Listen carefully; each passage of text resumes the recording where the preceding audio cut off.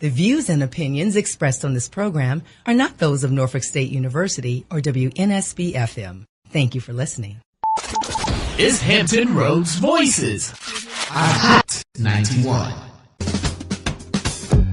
A recent survey from the Children's Defense Fund found that nearly 70% of black adults see these as tough or really bad times for black children. And many parents feel more fearful than ever because of the racial divisions in our country and the rise of hate crimes. Hi, everybody. I'm Benita Adams, and today on Hampton Roads Voices, we'll talk about the challenges of parenting in today's society, especially for African-American parents and children.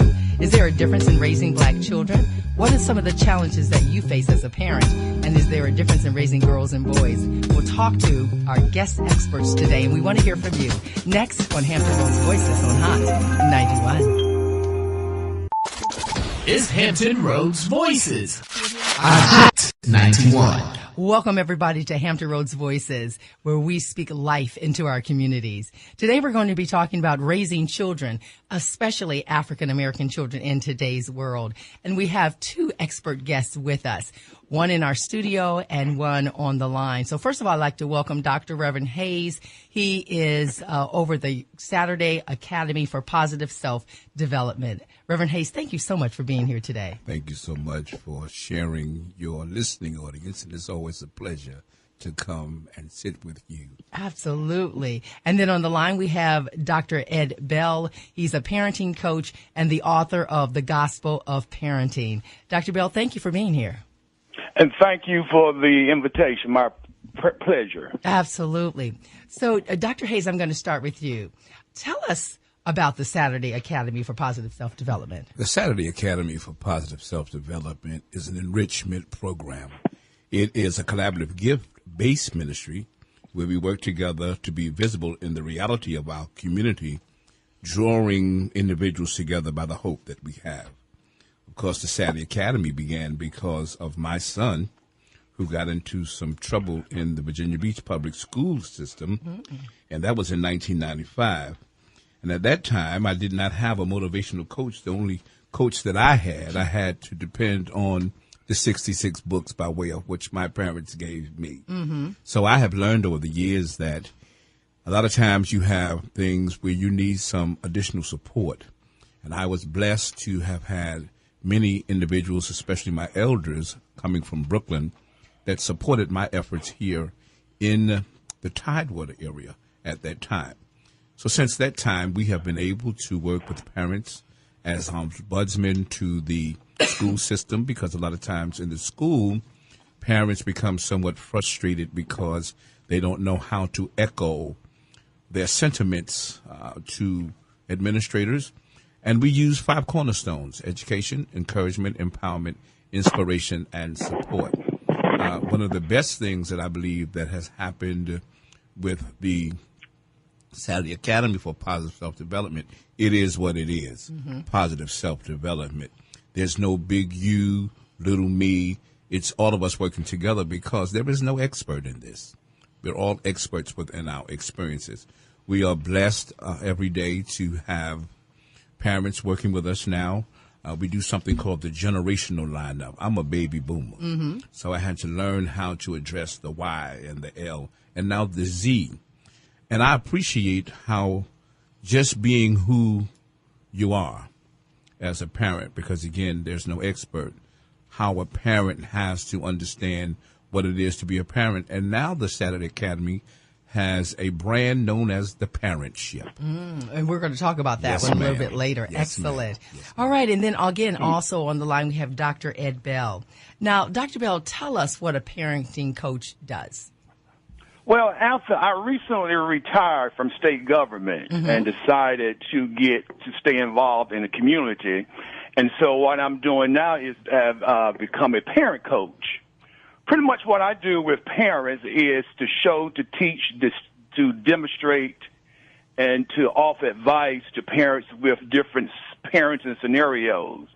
That could be by doing parent workshops, training sessions, or even face-to-face, or even on the telephone. Because what I have realized is that, as we all know, there's so many parenting challenges, and there's so many opportunities where parents can grow And so one of my responsibilities and obligations to parents is how can I be an assistance, practical assistance, to help you to navigate this thing called parenting, and what is it, and how do we challenge those thinkings of parenting that we once held to be true, and now kids are presenting challenges for many parents that they are dumbfounded as to how do I handle this.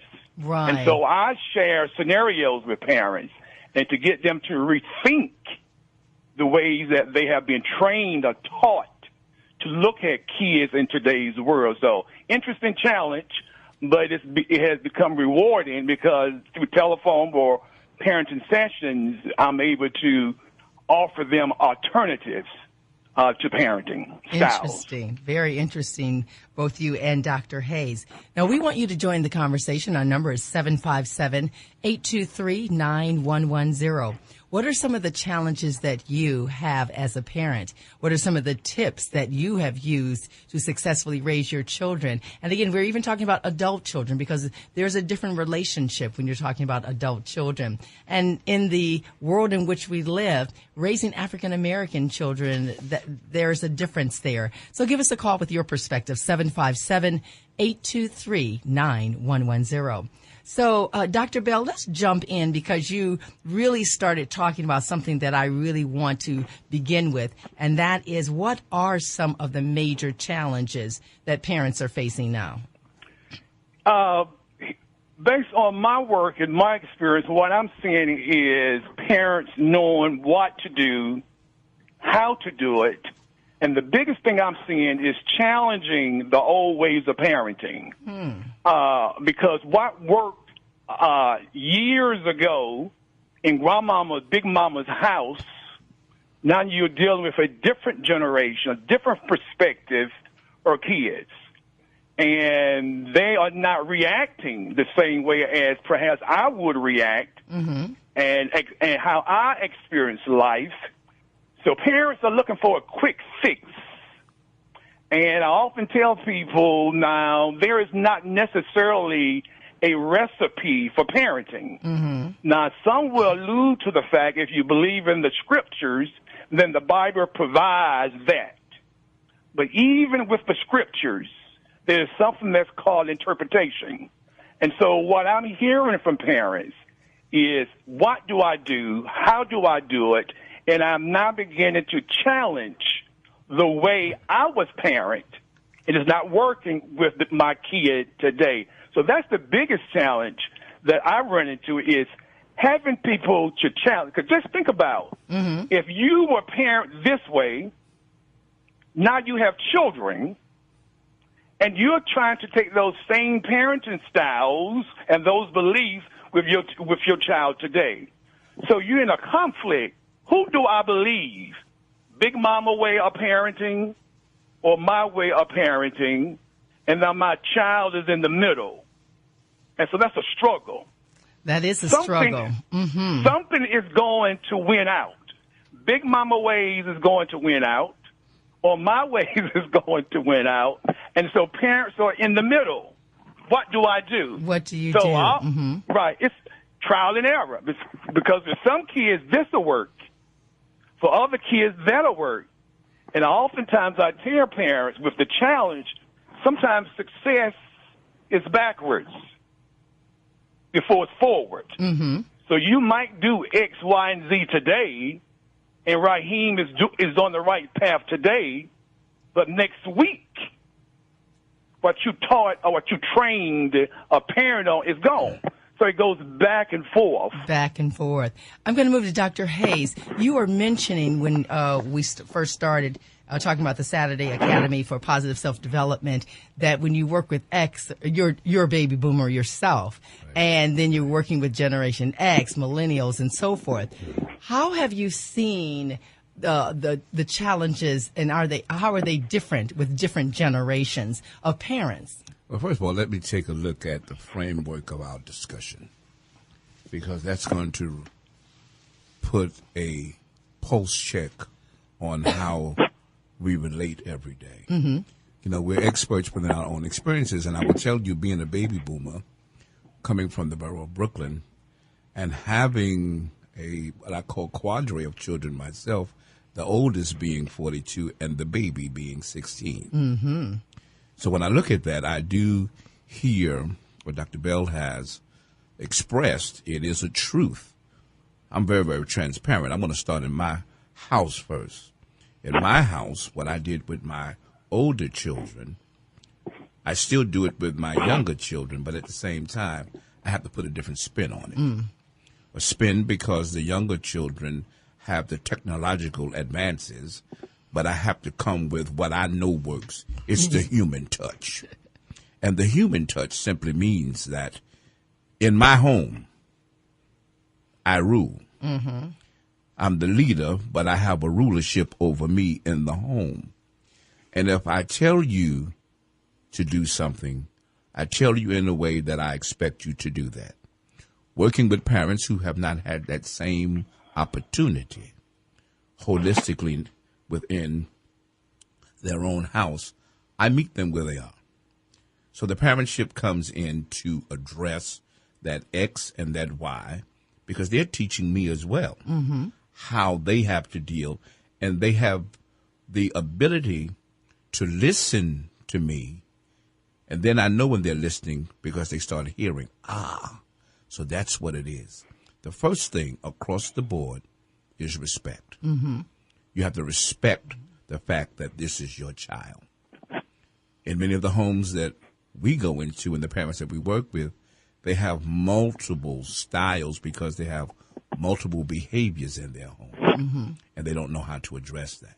So the Saturday Academy comes alongside that to work with that every fourth Saturday, and we're in the schools every day. We're in the courts, etc., working as mentors in a mentorship, parentship, fellowship, sponsorship, courtship, because we all are in the same ship, but we have to get out the ship and get on the boat. So you're saying that because, and then we're going to take a break, but because there are different parenting styles, both you and Dr. Bell saying that, and because it's very generational, and because we're dealing with children, young adults, teens who are very technologically savvy, there really is a difference. And so we want to hear from you, 757-823-9110. If you have older children and then you have younger children, you might have adult children, maybe you're raising your grandchildren. Let us know how you're doing your parenting. 757-823-9110. This is Hot 91.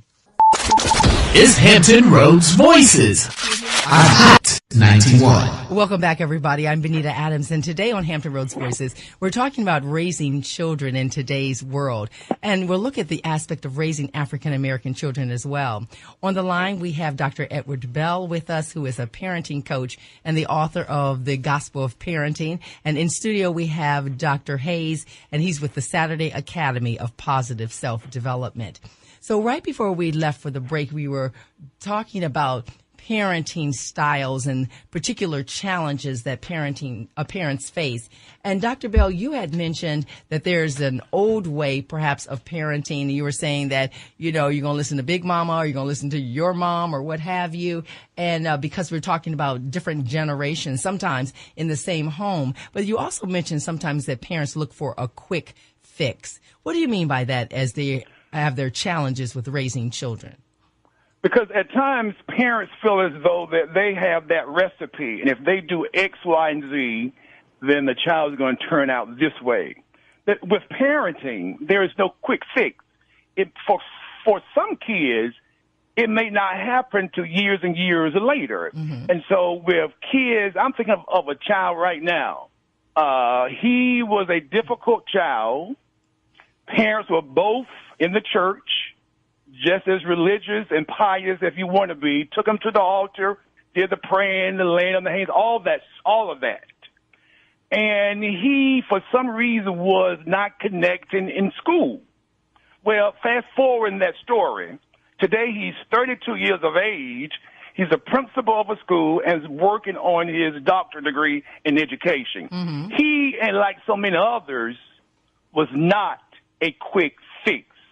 And so we have this notion that because it worked for me as an individual, I turned around a week or a month later that I'm expecting to take that same raising, so to speak, taking those same steps that Big Mama or aunt or uncle used, and expecting that quick turnaround for the child that you have in your home. Mm-hmm.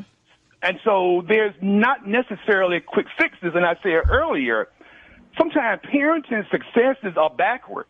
They go backwards. Then they go forward. And so, but however we parent, however we decide to parent, however we decide to bring up our children, that loving and supporting, that physical, emotional, social, and intellectual, spiritual background, we have to remember day one that children, I often say, they are gifts. And we have to be careful as to how we unwrap them. Because if we unwrap them in a way that is not productive and conducive for a positive life of a child, then certainly it's not be a quick fix. I see because that. one event, one, I believe, can change the direction of a child's life forever. For real. And then if that event happens, all of a sudden, as a parent, you are expecting a quick fix. I see that. Dr. Hayes wants to jump in. Dr. Hayes? Well, you know, I just heard you mention the emotional, psychological, spiritual aspect. We come here as embryos. We come here as children. And we have to be reared. And being reared, again, it depends upon who's doing the rearing. Dr. Bell, I hear you say Big Mama, etc. That was a time when we had the grandmother, etc. But I want to talk about the person who doesn't even have Big Mama. Go ahead. That person doesn't have Big Mama, but there's a neighbor that provides parenting to them. Because many times in the home, the mother and father need parenting themselves because they don't know what it is to rear their child. So in listening to that, you're absolutely correct, but we're always going to have one factor, and that's the human factor. And I always tell parents, be careful what you say to your child, because the toe that you step on today, if you hurt them, you have to look at that face forever. And then doing that, that means that you can say something to me in the school, I'll never be anything. That stays with a child, especially a child if they're getting it both ways, from the home and when they go into the public. So the Saturday Academy, now here we go. We have a cadre of parents. I have the best, and I'm going to say it this way, from the worst to the very worst. Worst in terms of they know the worst way to do it, which is really the best way. And that best way is we want to know what it is that we have to do. We want persons like Benita Adams to come along. We want the Dr. Bells to come along. We want persons who have grown through their childhood to help us with our children. Because a lot of times parents, especially the bourgeois parent. And what is a bourgeois parent? I was going to say, explain that to us. A bourgeois parent is a parent that my child doesn't do anything wrong. And when that child gets into something, wow, well, they don't believe it. Children are going to be children. So we express that more than anything else. Let the child be the child, but you have to be the parent. There's a role that we all have to play. And when you play that, you know what to pay for. And what is that? The time, the supervision, being there when you really don't want to be there. But that gift, Dr. Bell, as you talked about, has to be unraveled. And how do we take that off? And then again, each child has its own personality in the home. Oh, absolutely. And a lot of times parents don't want to say that, be like your brother. No, I have to be me. Right. And if I can't be me and you want to make me like my brother, you put a lot of distrust right there between two brothers, because you see maybe you get a little more because I get better grades or something. We have to make sure that we meet them where they are. And you mentioned that as well in different kind of parenting styles. Our number is 757-823-9110. What are some of the challenges that you have as parents? Perhaps your children are adults now. How has your role changed as you interact with your child? Your adult child, 757-823-9110. 757-823-9110. So there are so many challenges that our children will have. How do we prepare them? Dr. Bell, I'll start with you. How do we prepare them for the real world? I wrote this piece, and it's called What Shall I Tell My Black Boy Who Lives in a Skin of Blackness? What shall I say to him? I shall tell him of the truth. I say that because I have, he wouldn't believe it. Now, I have a little black boy now. He's 32 years of age. Mm-hmm. And even with parenting and training him, I always told him the truth about himself and those who he would interact with in society. I didn't hold anything back.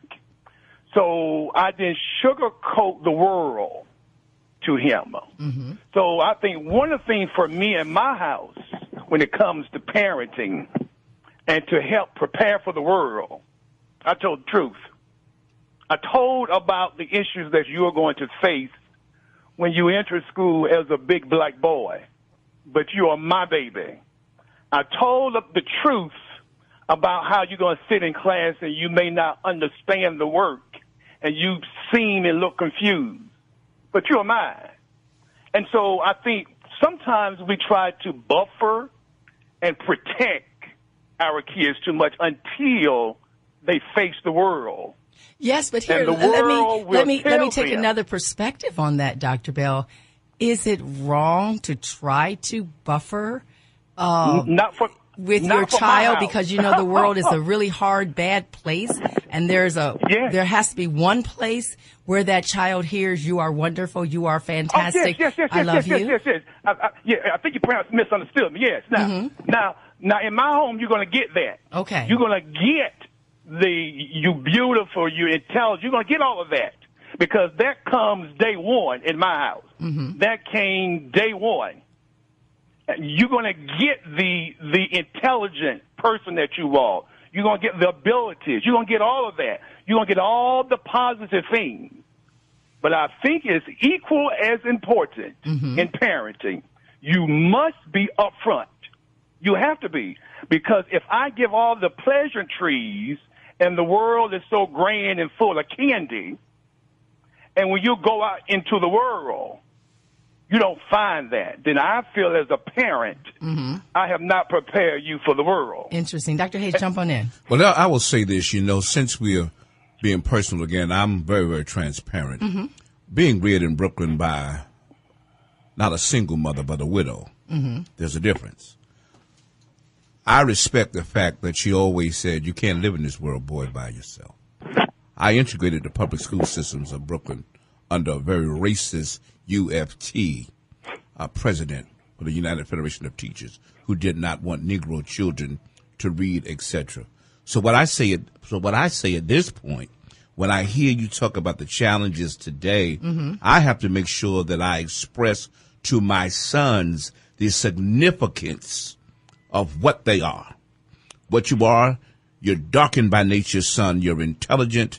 And like you said, I remember Dr. Adelaide Sanford, who became the chancellor of schools, when she spoke one day and she said, what shall I tell my black children?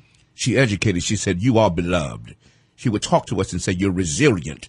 They always put things in us so that we would be able to cultivate and drop more oil, not just water, in the lives of those individuals that are coming up behind us. It was very, very interesting for me being reared in Brooklyn when I was reared, because we had parents that worked together. We went to church together. We went to the PAL together. And everyone at that point was able to help a single widowed woman with this boy that's male that now has become a man. So when we look at it again, it's across the board. You give what you've been given, good, bad and indifferent. And most of all, when you start working with adults who have children, you meet them where they are to help them with their children. I appreciate that point. And Dr. Bell, I'm going to throw it to you for a moment. Okay. All right. So we live in a different time period. We live in a different era where you're saying, Dr. Hayes, we had that community. We had the auntie and grandma and the woman down the street, and all the parents went to PTA together and so forth. But that's not completely the world that we live in right now. So what do we do? What do you tell those parents who perhaps don't have the same support as we had when we were growing up? I'm going to let Dr. Bell first, and then I'm going to jump right over to Dr. Hayes on this one. Yeah, unfortunately, that is the case. And some parents face those parenting challenges that far exceed their skill set. And so I believe that's where community and support groups must come in play. Okay, very because good. Because you have these younger parents. Yes. And the kids are here. And the grandparents are just as young as well, relatively speaking. And so the community support systems are critical. They are critical.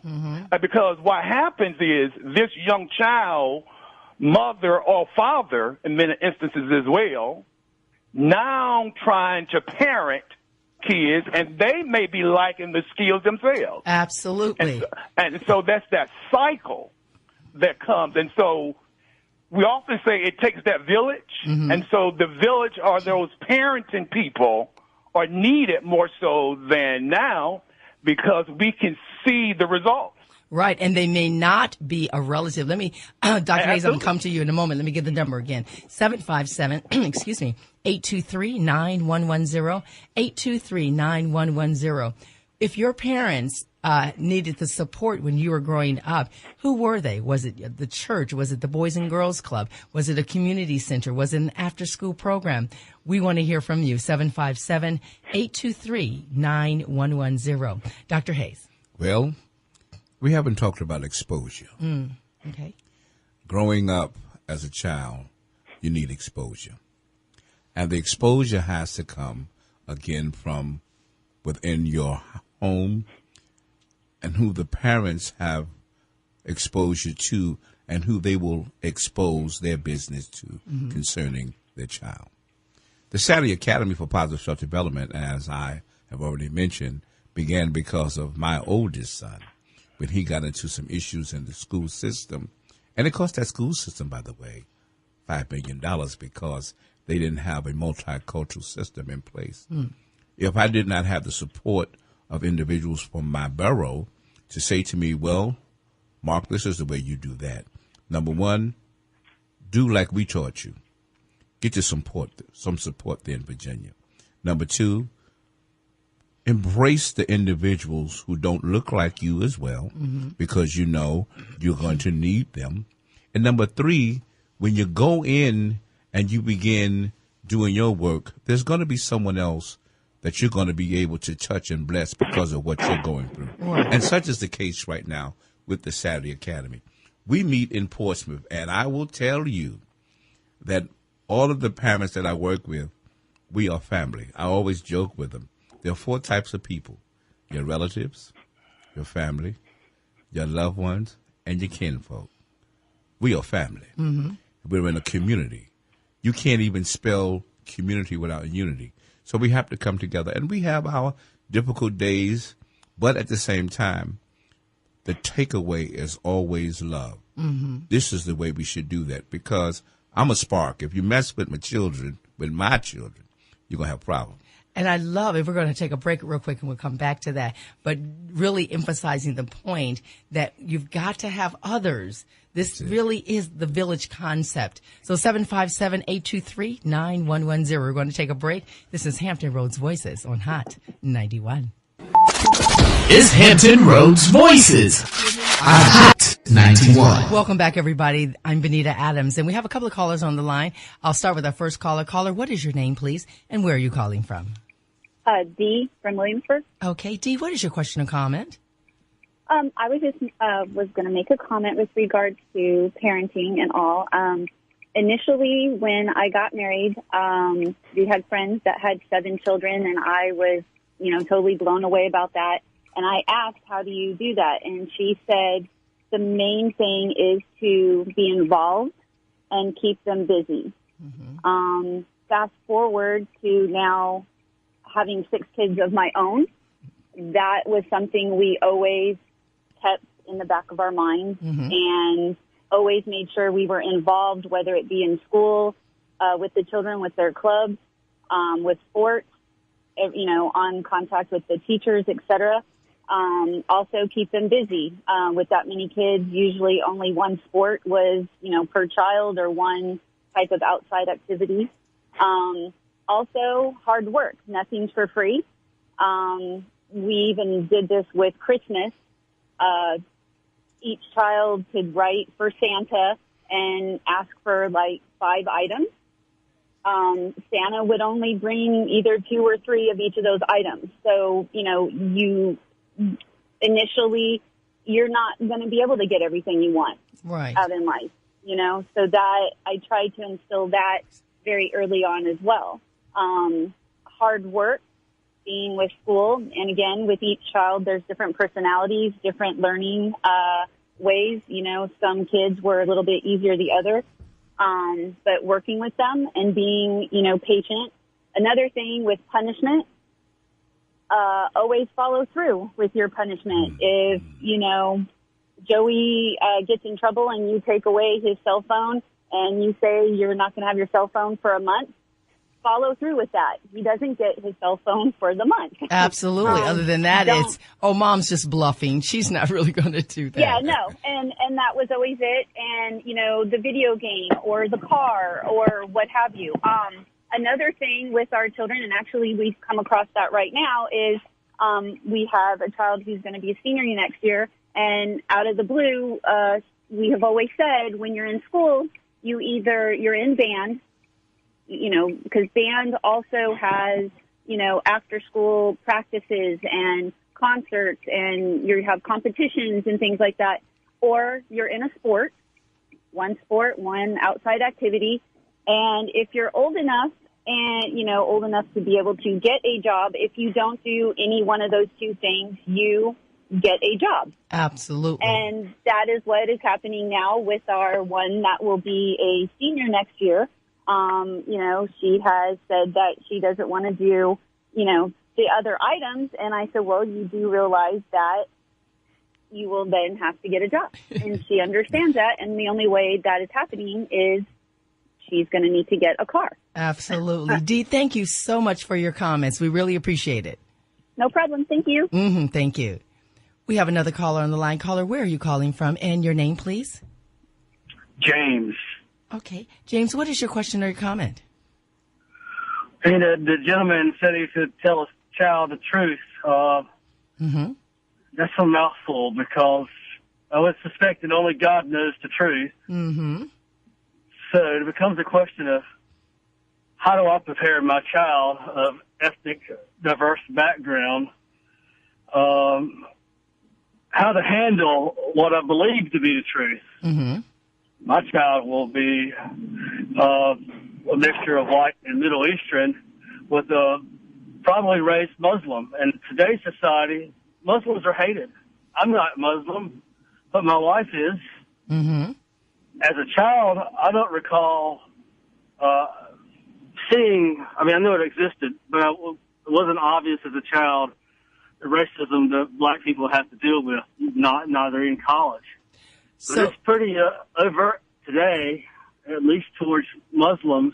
It's all over social media. Okay, so James, you're saying that when Dr. Bell was talking about the truth, there are different versions of that. Thank you so much for calling, James. I appreciate that. I'm going to throw this out to our guest experts. Okay. All right, and so we can only prepare them, which is obviously you don't have the answers for it because we're just human. Absolutely. And we're not even prepared ourselves as adults. It is challenging. Thank you so much for calling, James.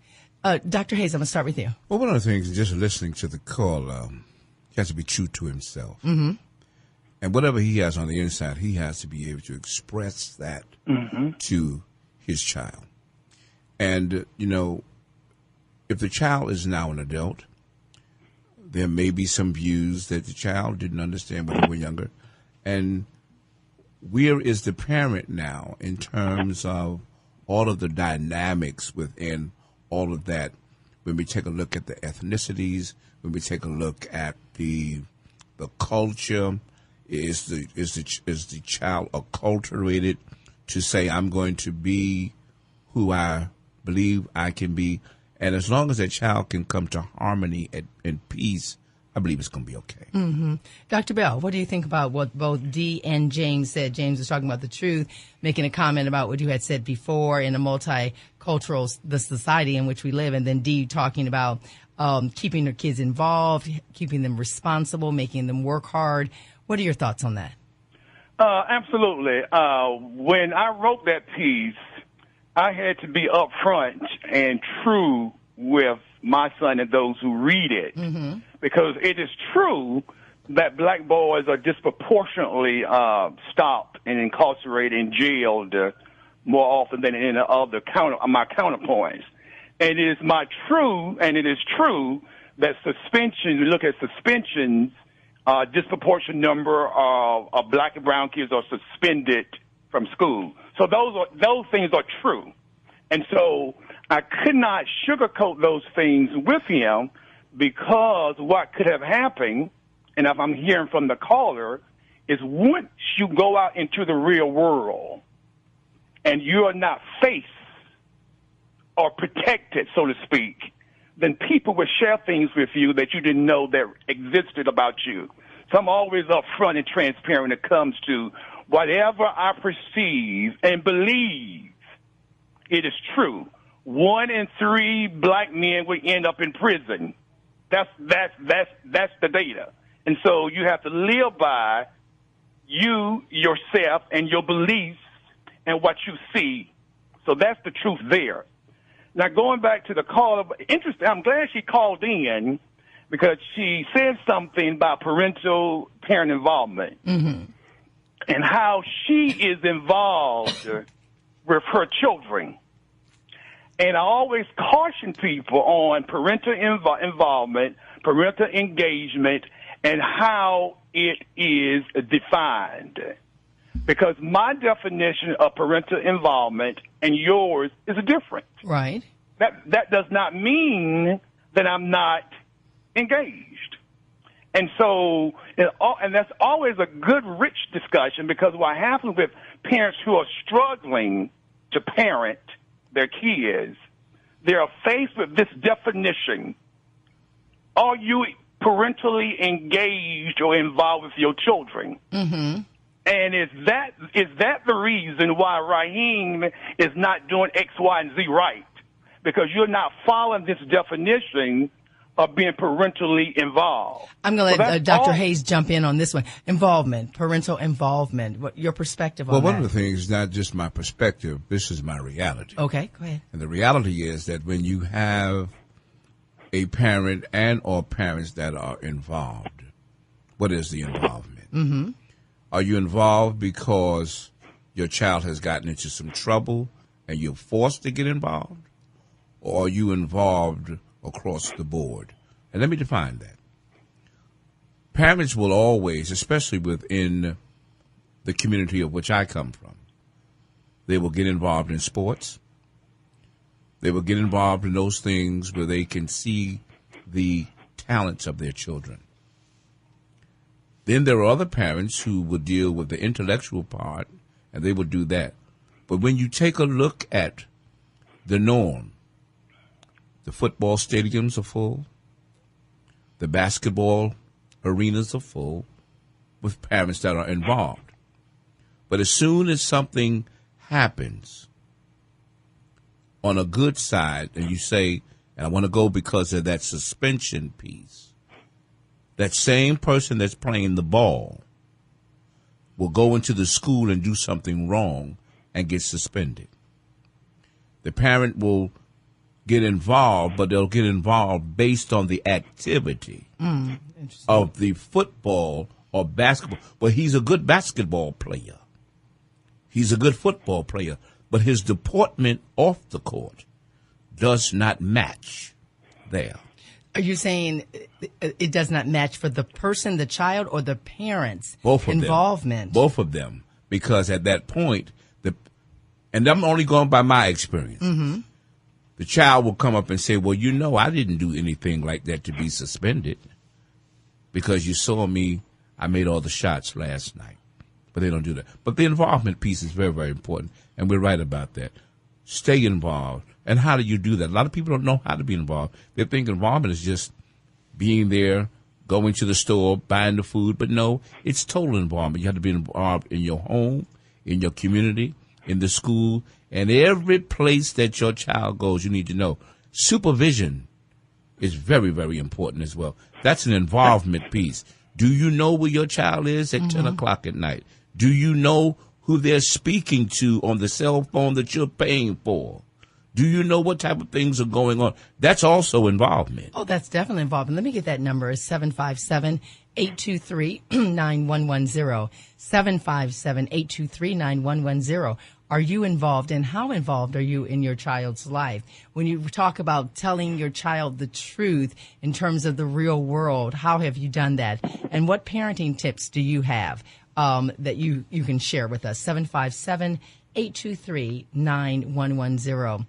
Dr. Bell, I'm going to come back to you because I found it intriguing when you were talking about the truth, what it is, and so forth, and you're giving some information in terms of incarceration rates for African American males, suspension rates, and those kinds of things. And that makes me ask you the question again, are there differences in how we should, kind of a big word, but how a parent perhaps would raise an African American child, probably especially a male?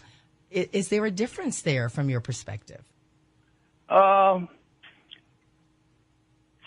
For my house and my home and those persons who I interact with, I think there is a difference because I experience the world and the world experiences me differently. And so there has to be a difference because when I go out into the world, or in even the work world, the perception of me is different. And so I have to socially equip and culturally equip my son as well as myself when I go out into the world. So the parenting style is going to be different. You know, you may not be able to say this, but your counterpart can say and do this. And if you say this, be ready to defend what you have said. And what I was always told this, I have to be better. So in parenting and training my child, you have to go beyond. You have to do even more. And so that's that added pressure on a child when, yes, you are qualified. Yes, you can do it. But you have to be beyond expectation. And so even that approach to parenting for some parents and for some kids could be stressful. And then you go out into the world. If you're not undergirded correctly, then you become that imposter in the world, in the workplace, or at school. Because I have been trained right. I wasn't expecting all of these things to come to me because at home I was trained and parented in a way that everything was cookie and cream. And so the world in many places is not kind. It's not a kind word in most places. I understand that. I'm sorry, Dr. Bill. Go ahead. Yeah, so the parenting and the training at home. So when you go out to face the ills of the world, you have something. You have that breastplate. You have something with you because the enemy and those forces, they are coming. They're coming. We have a couple of callers on the line. I'm going to jump right into our callers. Caller, you're live on the air. What is your name, please, and where are you calling from? My name's Alana, and I'm calling from Chesapeake, Virginia. Alana, what is your question or comment? My comment is the one I've been listening to you guys, and I think the one dynamic no one has spoken of is how the dynamic of the workplace takes a big toll on a parent's involvement, especially if you are a single parent. Mm-hmm. I have been a single parent of 3 for the last 11 years of my children's life. Now, I'm as involved as I possibly can be, but I was one person at the time, trying to make sure each of them were where they're supposed to be and doing what they are. My kids are still relatively young, but I know a lot of parents who have the problem of having to work 40 hours a week to make sure that there's food on the table and clothes on their back, and they're still expected to be the parent who can go to every PTA meeting or go to every basketball game or go to this or go to that. So, Alana, are you saying that sounds wonderful and rainbows and butterflies, but realistically, how can a single parent really do it all? Is that what you're saying? I'm saying that there is a limit. Mm-hmm. Realistically, there is a limit. There is a limit on how much one person can do. Sure. Right. Absolutely. There was a time where I was literally stretched thin to make sure that I was as involved as I possibly could be in my children's life. I worked an overnight job to make sure that I could be available during the day. I could go to their games. I could go to the school when they needed me. So forth and above the stars to make sure that I was able to pull that off. But not every parent is able to work an overnight job or have support systems so that if they are working an overnight job, that someone's there to be with their kids. Absolutely. Absolutely. I love that you say there's a limit. Alana, thank you so much for calling. We appreciate that. Thank you. Our number is 757-823-9110. We're going to go ahead and take a break. And when we come back on the other side, I'll have our guest experts make a comment about Alana said, because there, as she said, is a limit. You're listening to Hampton Roads Voices on Hot 91.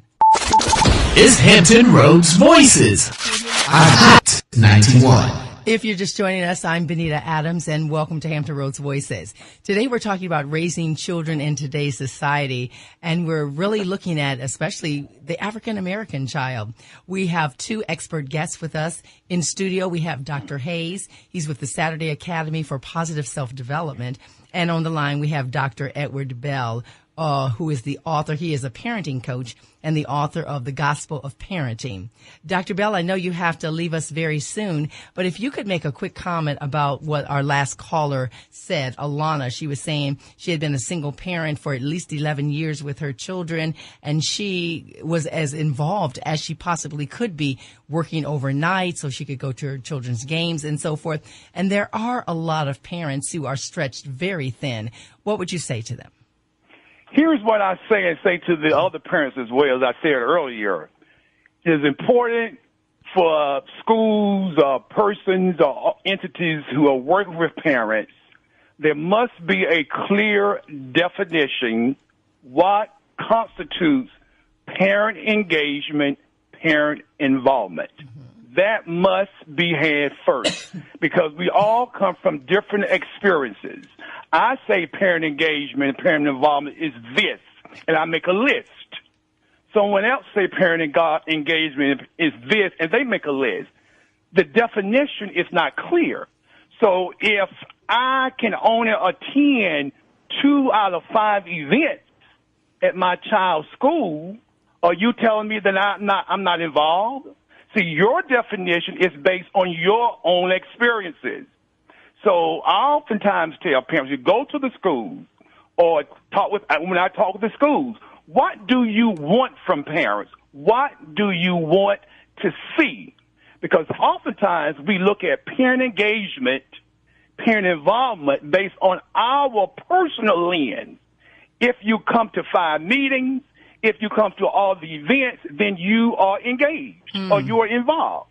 And that does not only the parents a disservice, but the schools of that helping institution a disservice as well, because we have a disconnect in describing and defining what is parental engagement and involvement. And that goes back to how we all were socialized. I can say for myself, and I can count on one hand the number of times that my mother and father went to the school for school meetings.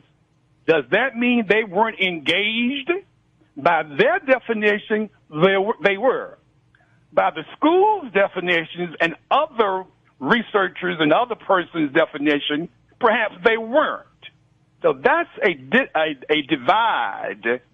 That definition has to be defined and mutually agreed upon. If not, parents, as your last caller, will feel as though they are not engaged or involved, and the school will feel the same way. Absolutely, and that is such an important point. You have to do what works for you. Dr. Bell, again, I know you have to leave us. Can you give us the contact number or contact information, social media, anything that you have you'd like to share with our listeners? Oh, sure. My website is dredbell.com, and that's dredbell.com. My email address is edbell, B-E-L-L, 1906 at yahoo.com. And I look forward to hearing from anyone who chooses to contact. Absolutely. And you've been with us, and this is Dr. Edward Bell, parenting coach and author of The Gospel of Parenting. Dr. Bell, it's been such a pleasure having you and having your insights on our show today. Thank you so much, sir. Thanks for having me. Have a great day. Bye-bye. Okay, Dr. Hayes. Yes. Let's hear that about what she says, and just piggybacking off of what Dr. Bell said in terms of that parental involvement. It may look differently in one home versus another home. But it's always going to look different in all of the different homes because we're different individuals. But there's one thing that remains the same. Okay. We have to know what we can do and what we cannot do. Right. We're talking about parenting children. The caller that called in, I salute her because she said she had 3 children. Right. I don't know the circumstances in her home. She said that she had to work in the evening, so she did make some sacrifices. I don't know the ages of the children. But then my question would be, were there any other resources available to provide support to the parent? A lot of times we have resources, but the resources don't get all the information so that they can jump in and give you the help that you need. We cannot wait until a child gets 12 and 13, by the way, to start doing some parenting, because we're looking at some developmental issues as well. And when it comes to the school, schools are there to educate. That's an educational milieu. They have rules in schools, and sometimes you can have a good child. And when I say good, because all children are going to get into something. At least as a parent, make a contact by way of the telephone. Say, this is Miss Brown, Mr. Jones, my child attends your school. I would want to be there, but you have my support. So that when the school calls, at least they know. They may not have seen your face, but they've heard your voice. Because a lot of times when principals or deans see the parent, it's only if there's an incident that has occurred. Only. That is so. And at that point, what type of relationship are we going to have? Because you're calling me about my child. We have to, first of all, build a rapport. And if we don't build the right rapport, and all the time it doesn't go well within the school system, you have to know how to and what to, when to, because that's a dynamic. That is a culture by itself, with other homes coming in with parents who may not be parenting and who may be parenting. We don't know that. I like that you said that, which we were talking a little bit earlier in the show about technology. And I remember on a show that I had a clinical licensed social worker on, and she was saying with technology, you may not be able to be there in person, but you can call, you can post on social media, you can send a text. There are ways to be involved even if you can't show up all the time, which seems like the connection of what you're saying to say, okay, here I am. I have your support, you have my support, Yes. that type of thing. And if you're going to use social media, keep it clean. Of course. Because a lot of times, parents will be frustrated and they'll put something on that's not good. And the youngsters will do it the same way. So in looking at the rearing of the child from elementary to middle to high school, that's a process. And these years that we're living now, it is particularly not just a challenge, it's challenging because it's on and on and on and on because of all of those dynamics that we have ourselves as adults. Oh, absolutely. And so we see that in our kids as well. So the number is 757-823-9110. What are some of your challenges as a parent? When we talk about involvement and even using technology, what are some of the things that you've done in terms of your parenting? And in terms of talking about your children and talking to them about the real world, we want to hear what you have to say about that. So give us a call at 757-823-9110. Now, Dr. Hayes, Dr. Hayes, we've been talking about many times younger children, but in them at the Saturday Academy for Positive Self-Development, do you deal with any parents that have adult children or older children? How is there a difference there? Well, the difference is this. Many of the older children now have children that they're frustrated with. Interesting. So they come to the Saturday Academy for Positive Self-Development to hear from persons who are going through those challenges with their adult children because they have to deal with the grandchildren. I don't want to call any names, but they know who they are.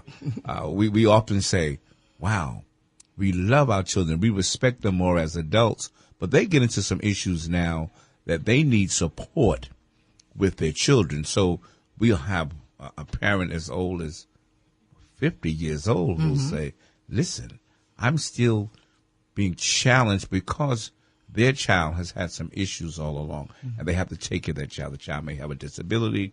The child may be in a situational where they have court involvement and is stressing out the parent. So the parentship comes together within a fellowship to help parents to navigate those issues, and we provide that additional support.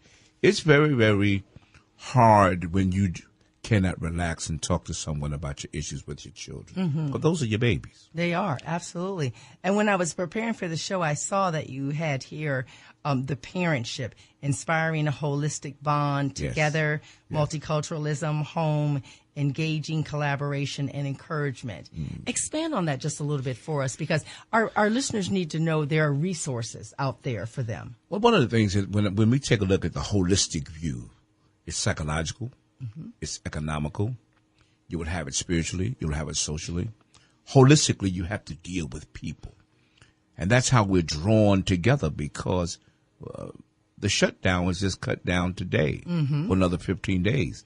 You have parents who were affected by that. Oh, absolutely. And affected by that, that's that economical piece that brings on that depression. So how do we deal with that? First of all, we can pray. We can do that, but at the same time, that's a spiritual aspect, but there's still a natural aspect. I have to still go in my home where I don't have medicine to feed my children, Dr. Hayes.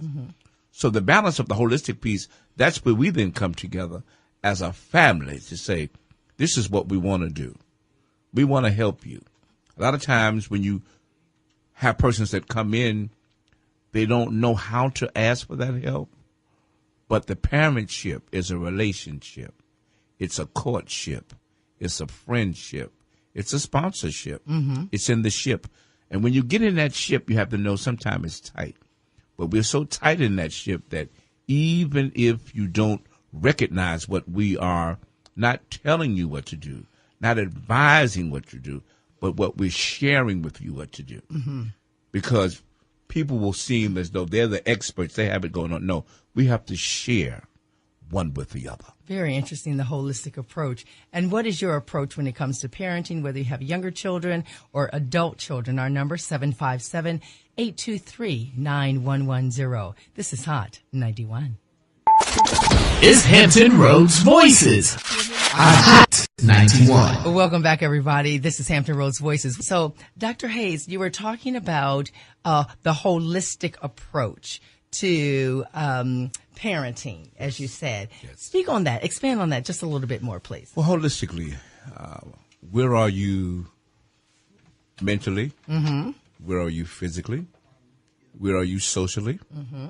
Where are you spiritually? Where are you in terms of your wholeness, your soundness, especially if you're parenting? Ooh, that takes a lot. Mm-hmm. All of that, because if you don't deal with your wholeness yourself, you're going to shortchange the rearing of the wholeness of your child. So we can only give what we know. And what we do know is this. If you're going to reach out, you have to reach up first. You have to reach up and say, I need help. Mm-hmm. And help comes to you by way of looking at it across the board. Right. From your mind, your body, and your soul, not your spirit. Because I always say it's not the solution, it's the solution that we need. Mm-hmm. That we need. And what is that? Something down on the inside says to me, as a single parent, as a father, all right, I may not be living with the woman who has my child. I have to parent that child as well. Okay. So I have to make sure that I have a resource of other men in the same situation going to other men to say, you know, you may not be married to her, you may not even be living with her, and I'll even say that, but you have a responsibility to provide parenting because you share that child. But let me ask this question. In the fathers and mothers, but fathers in this case that you work with, sometimes there seems to be a challenge, or is there? Here's the question. Is there a challenge for that father who is not with the child all the time to step up and say, but I still want to be involved in my child's life, even though I don't really have a relationship with my child's mother? If he is a man, mm-hmm. and she is a woman, and see, that's another dynamic. There may be some bitterness there. Right, there's the dynamic and right all there. of that. So you need someone mm-hmm. to come along to help you with that, because the hurt has to come out of the hurt, and the pain has to come out of the pain, and the untruths that you've told all along have to now become truthful to the fact that that has happened. What are we going to do starting today? Mm-hmm. Mm-hmm. Today. Because we don't want it to be said, especially with the children that I work with. I'm the uncle, I'm the dad, I'm the pop, I'm all that. I can't replace your father. I can help you, I can mentor you. And even when you're mentoring, I tell the parents, we're not replacing parents.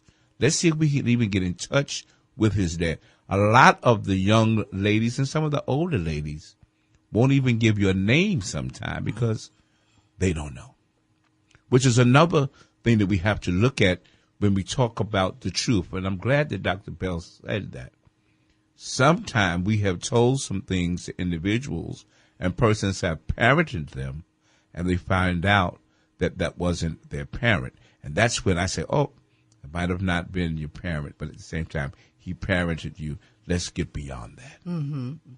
And that, I would imagine, would be very difficult for someone to admit that as a truth, but also for that child to learn that that person isn't their parent. It does not mean that they don't love that person, but it has to be surprising or a little bit challenging. That's what we call a traumatic activity. Mm-hmm. Because you have actively been doing some things, and within that action, now there's a reaction because the truth comes up. Mm-hmm. And what about the child that's been adopted? What about the foster child? How do we parent them? And how do we parent them when it comes to a situation when they're in with other children in a home? Mm-hmm. Do we parent them differently? That is a good point. We'll get to that, but we have a caller on the line. Caller, you are live on the air. What is your name, please, and where are you calling from? Hi, my name is Karen, and I'm calling from Hampton. Okay, Karen, what is your question or comment? Well, my comment is I was really enjoying what you all are saying in regards to parenting. and how it does take a village. One situation that is, I know, personal to my situation is you may have the one parent, the female or male, that is, the more mature parent that says, okay, we have to take care of this child, and the other parent refuses. One thing I will say, and my son will be 9 years old, the children understand whether we explain things to them or not. And that's a very painful thing that I've had to deal with my son. Because he realized very early on that he didn't see his dad early. He didn't see his dad consistently. And it was never a situation of denying paternity. It was just dad choosing not to be there. And one thing that I take it as an opportunity to do with my son, even though he's only 8, is to teach him that these are not the right choices to make, but when you become a man, you need to make better choices. And that's so interesting that you say that, because that's almost what our first guest had mentioned about being honest and telling the truth and those kinds of things. So I find that fascinating and really very exciting that you say, even though your son is only 8, you're teaching him those life lessons and those life principles already. Yes, and people make excuses for things, but I cannot lie to my son. I don't feel comfortable lying to him about things, and I feel like the truth will come out sooner or later. I don't disrespect his father, but I do teach him, you respect him as your father, even though he's not active, even though he's not involved, you still respect him as your father. But my son is in a predicament where he's blessed to see positive male role models, but he also sees the result of male or father not being consistent in a son's life through my dad and my grandfather's relationship. Very interesting. Which is very interesting and very telling. Even talking to my dad, and my dad will be 62 next month. That's amazing. Jaron, thank you so much for calling. We appreciate that. Thank you. Okay. Okay. Well, that's very important, and I appreciate the truth coming out, because that young man is going to be older longer than he's younger. And he's going to one day have to look his father in the face, and they're going to have a conversation. Right.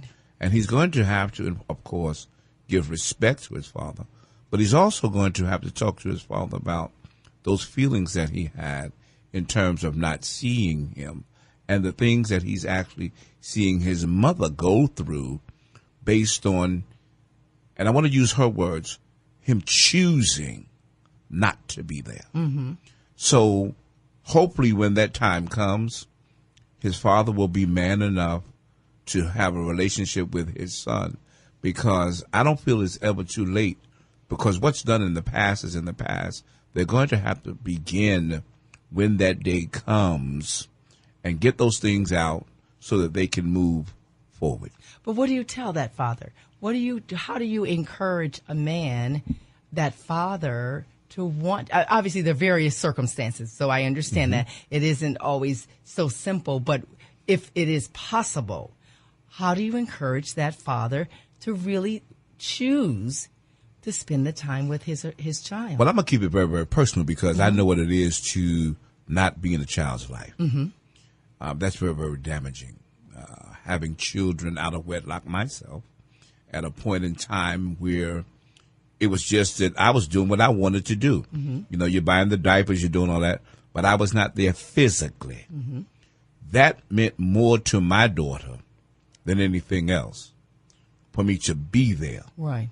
Not just send me a dress, not just send the money. I mean, I'm talking about, I'm going through a system, but that is the child. Now, what do I say to another father? I talk to a father about where I was at that time at my age, and what I have learned and what I have had to mature through myself, and having now to engage with that older daughter. So what do I say? I say, this is the truth. This is what happened with me. And there may be a similarity. And if I can be of assistance to you, let me help you walk through that process. How do you reestablish a relationship, or maybe even start a relationship then as the dad? Step by step. Okay, like what? Step by step. Open up, because there's going to be a lot of bitterness. Okay. And that bitterness is down to the root. And when that bitterness is down with that child, it takes a long time. A long time. And, you have to look at a mother.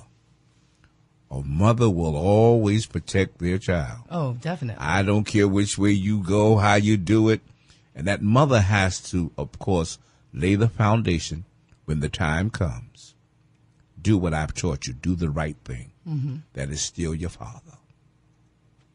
And that is really what she's saying. Correct. Our last caller is saying. That's it. So have you been in a situation like that? What would you tell your child? How involved are you able to be in your child's life? 757-823-9110. We want to hear from you. This is Hot 91. Is Hampton Roads Voices. Hot 91. Welcome back, everybody. Hampton Roads Voices. We're talking about raising children in today's world, and we have our in-studio guest, Dr. Hayes from the Saturday Academy for Positive Self-Development. Now, Dr. Hayes, we've been talking, especially during the break, yes, we have been talking about so many things, but I want to start, and let me give the number first, 757-823-9110. What is your parenting style? Were you adopted as a child? Have you adopted children? Your relationship with your older children? And how do you parent even boys versus girls or African American children? 757-823-9110. Dr. Hayes, let's start by talking about your unique situation, because you say you're very transparent. So I want to talk about that. Of course. You say in your home, your biological children, your adopted children, your foster children. Yes. How does that work? It's a bond. First of all, I don't believe that persons that come in my home just come in my home. I believe because I carry the spirit of adoption, because I was adopted from, in, and through birth. So it's not my relatives that I was with. I came right into the family that God wanted me to be in. So I carry with me that spirit because I know what love can do. And I can break it like that because of the PhD. I still praise him daily. I know what love can do. Love is discipline. Love is looking a person in the face and saying, I don't look like you, but yet I want to emulate you. I don't sound like you, but I want to give responses like you. Love is the fact that where you go and you take me as a child and you expose me to different things, even when you get angry, and I'm talking about in my home, it's like, wow, but yet it comes out okay. So when you ask the question, how did you do that? Just be you. You learn by your mistakes. You take some things, you miss some things, but there's one thing that you cannot do when it comes to a child. And I will always keep that within my heart. Never say to a child, you'll never be nothing. Never say, especially to a male that's darkened by nature's sun, that you won't make it. Because our ancestors who have worked and who have done things, and, we had a lot of things going on back then, just like children out of wedlock today, please. They did it back then, too. Oh, definitely. But it was the way that they did it. They did it with some what I call faithful finesse. We don't have the faith that this, that, and other. So you have to make sure, again, that when you say it, you have to walk it. You have to walk it. Let's go straight to the phones. We have one caller on the line. Caller, what is your name, please? And where are you calling from? Shala. Yes, I'm sorry. My name is Shala from Hampton. Okay, Shala, what is your question or comment? I just wanted to make a comment about the topic of raising children.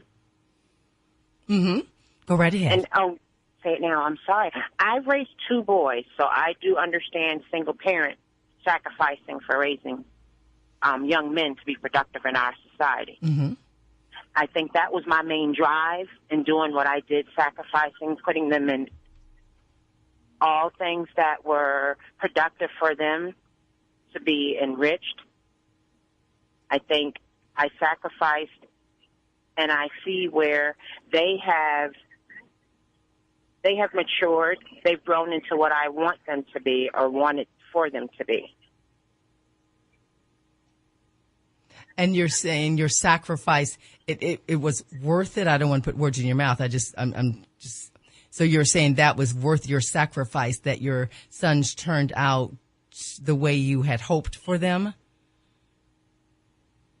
Yes, I made a great sacrifice on purpose for their future. Mm-hmm. I put into them, I instilled in them that they are going to be somebody, starting from a young age. Gave them an opportunity to express what they love to do. And what I did was encourage and enhance that. I fed that. Being a single parent, either you want something for your kids or you do not. I chose to want something for them. I chose to have them want something for themselves. So I think I cultivated them into what they are doing now, about to graduate college on their own merit.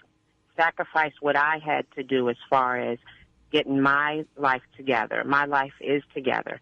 You have to put in for your kids. You have to feed them, give them that village, people to bounce off of, people who are on the same page with you and your goals of upbringing. Good comments. Thank you so much for calling. Thank you. Dr. Hayes. Well, it's very, very interesting. I'm listening to a lot of women that are rearing boys, and I will tell you that I hear a lot of people say that a woman cannot rear a boy. For me, I don't particularly take that 100%. And the reason I don't take that 100% is because when the woman is a lady and she knows that she has a child, she's going to do just like the caller said. She's going to make sacrifices to do what she needs to do, and she's going to reach out to individuals that are going to be on the same sheet with her, that will respect her for the sacrifices that she's making, and the person and or persons within her resources and support. They're going to make sure that they reiterate to the boys the sacrifices that that mother is making. And that's very, very important.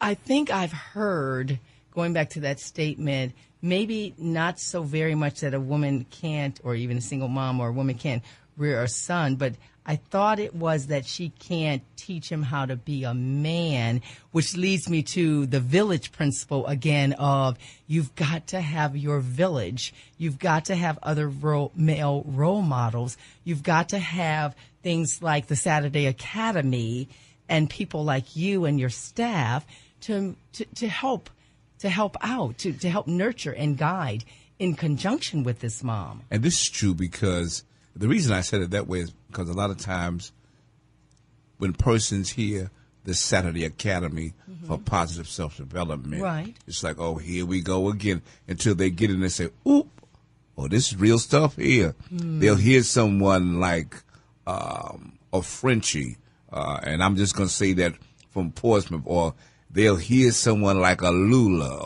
or Kayla say, oh, let me tell you something. Don't come in here with that foolishness. No. And they'll take them to the side. Or they'll hear someone like Coach Carlton or Michelle Edie. Hold on, wait a minute. Doctor starts with the parenting. They'll take them, they'll break them down. Sometimes they get in tears. You know, they'll get upset in the beginning. But when they genuinely see and they hear from the heart of the persons, we want you to do well with your children. This is the parentship. You're in the ship with us now. They help the youngster to understand you can't disrespect your mother, can't disrespect your father. We don't know about that over there, but we're going to be the ones that's going to help you, and you may not want it, but after a while, it's going to be more than the fried chicken that we're giving you at the end of the session. You're going to say, wow, I like that because we care. We care. And you have mentioned several times about it being a family. Another thing that I thought was interesting during the break you and I were talking about, and that was sometimes the hurt that's in the child, the bitterness that's in a child. It's easy for a person to say, well, yeah, my daddy wasn't there, my mama wasn't there, or what have you. But there's hurt and there's pain in that statement. How do you address that? Every child wants a parent. Yes, they want somebody to love them and take care of them. Every child doesn't just want a person, they want a parent. Yes. And they want a parent, even if the parent is not working, they want a parent that they know will make a sacrifice for them. Just as our caller said. They just want you to be, and it's a proud situation when I hear youngsters say, you know what, I saw my dad the other day. What was going on? You know, I did just what you said. I was respectful to him.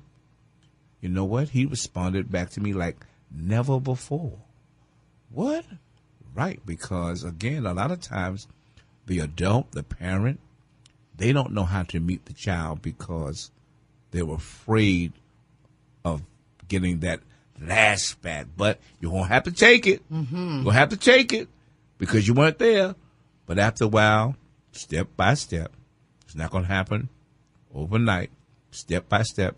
And then the mother and the father have to be able to come to the co-piece of it, cooperation. That's the only way you can do the co-parent piece with it. You have to cooperate. If you don't cooperate, you're really going to have it in a shambles. So here we go. We are family, and we come together in that ship. And the person that's steering the ship knows what's going on. First of all, they know there's going to be some turbulence, but we don't have to calm that turbulence down. Have to speak. We're going to be there for you. We're getting ready to take a break. Give us a call, 757-823-9110. This is Hampton Roads Voices on Hot 91. Is Hampton Roads Voices Hot 91. Welcome back, everybody. We have in studio Dr. Hayes from the Saturday Academy for Positive Self-Development. I'm Benita Adams. Here on Hampton Roads Voices today, we've been talking about raising children, especially African-American children in today's world. Now, Dr. Hayes, let's talk a little bit about resources. I know, obviously, what you have. Any other resources that a parent can use or avail him or herself to? Because, again, we've been talking so much about the village and so much about support. Where can they go, even generically, the teacher, the principal, the after-school programs, where can they go?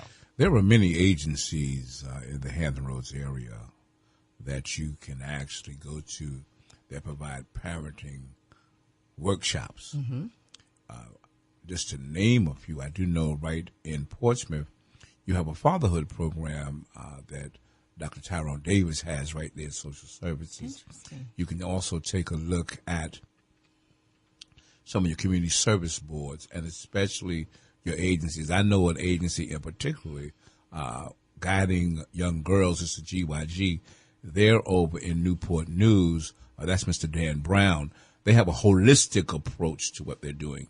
Kaleidoscope that's in Portsmouth and a few others. You know, they come because they work, of course, from a clinical aspect, but holistically they know how to refer individuals to other resources like the faith-based community, which is a good place to start. And, of course, when you go into the schools, you have parent liaisons that help you. You have them that work especially in the elementary schools. You have them. So you need to get in touch with them because these are the individuals that put things together for parents to help them, to guide them through the processes, not just with the educational process in school, but with the other entities within the community because they work as a whole.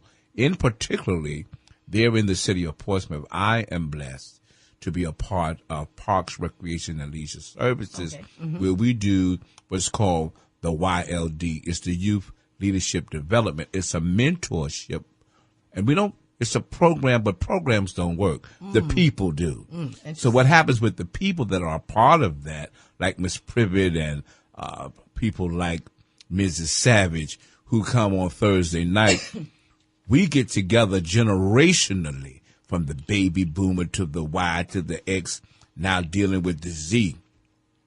And Parks, Recreation, and Leisure Services is very, very unique because they're coming together now with the educational piece to actually go within the system. And it's a warm delight to have the support of the principals of the schools that allow us and permit us to come in.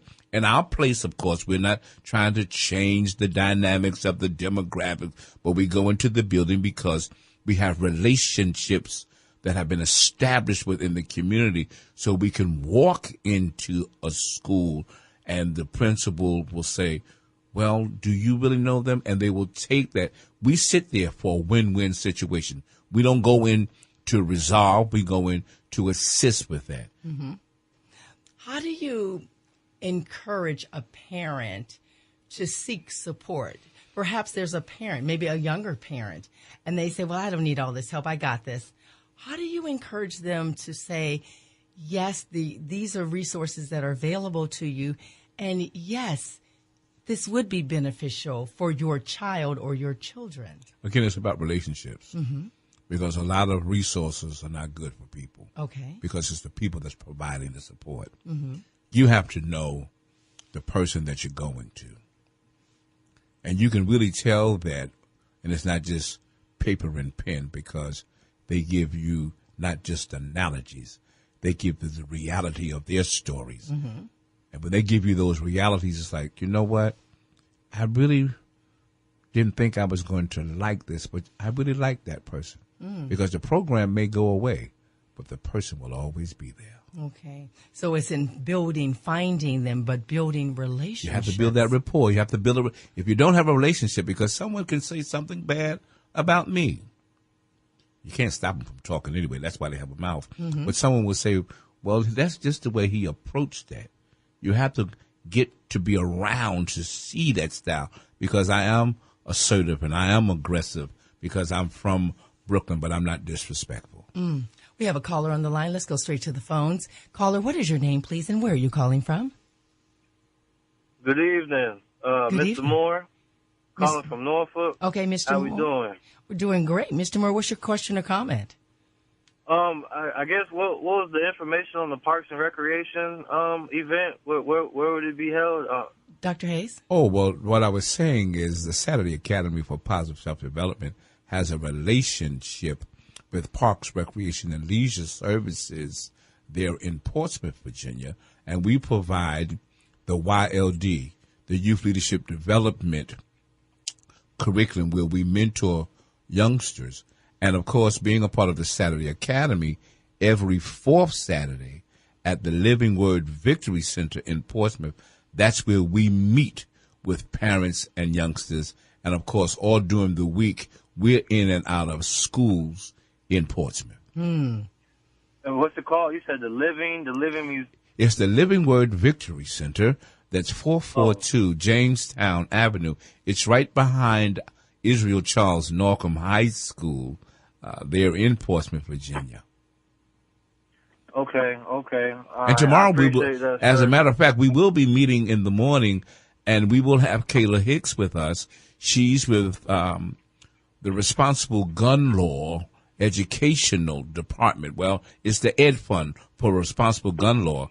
And the theme for tomorrow is, why should I care about my community? And we're going to touch on all of the young folk that have been killed by guns. We just left Richmond for the MLK visual on Monday. So this is our follow through. We don't do follow-ups. We follow through. And we're following through with that on tomorrow morning.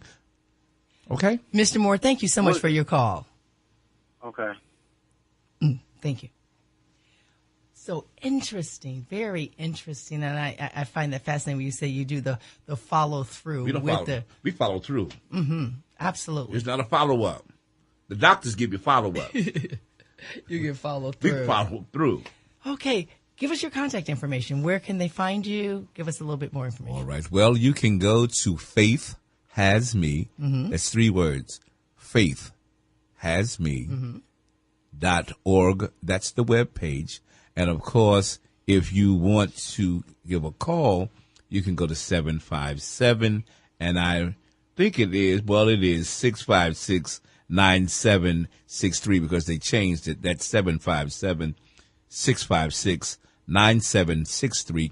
We meet every fourth Saturday there at the Living Word Victory Center, 442 Jamestown Avenue, where Dr. Johnny Drake is the pastor, and we call that the Celebration Center. Very good. Very good. Anything on social media that they can follow? Ooh, the only thing that we put on social media is the fact that we stay away from that, because sometimes some folk go ahead and misconstrue. But you can find all of our information again on faithhasme.org.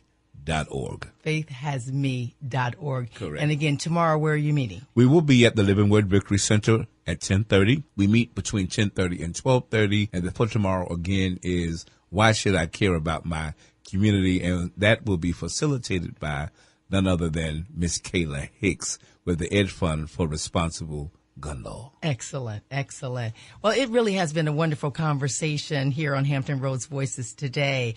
Don't forget that we rebroadcast this every Sunday, 12 to 2. Now, if you have any great topic ideas and you really want to get in contact with us, make sure you email me, bkadams@nsu.edu. That's bkadams@nsu.edu. Again, the rebroadcast is every Sunday, 12 to 2. Don't forget you can follow us on social media, Instagram and Facebook, Hot 91 online. And don't forget to follow our YouTube channel where you can hear this over and over again. Again, it's been such a pleasure. Make sure you join us every Friday, 5 to 7 p.m. We'll talk to you later. The views and opinions expressed on this program are not those of Norfolk State University or WNSB FM. Thank you for listening.